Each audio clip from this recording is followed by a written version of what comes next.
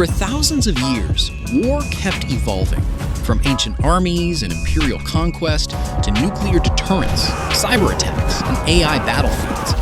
But the most dramatic transformation may still be ahead, when humans are no longer the ones fighting. Let's see how we got here.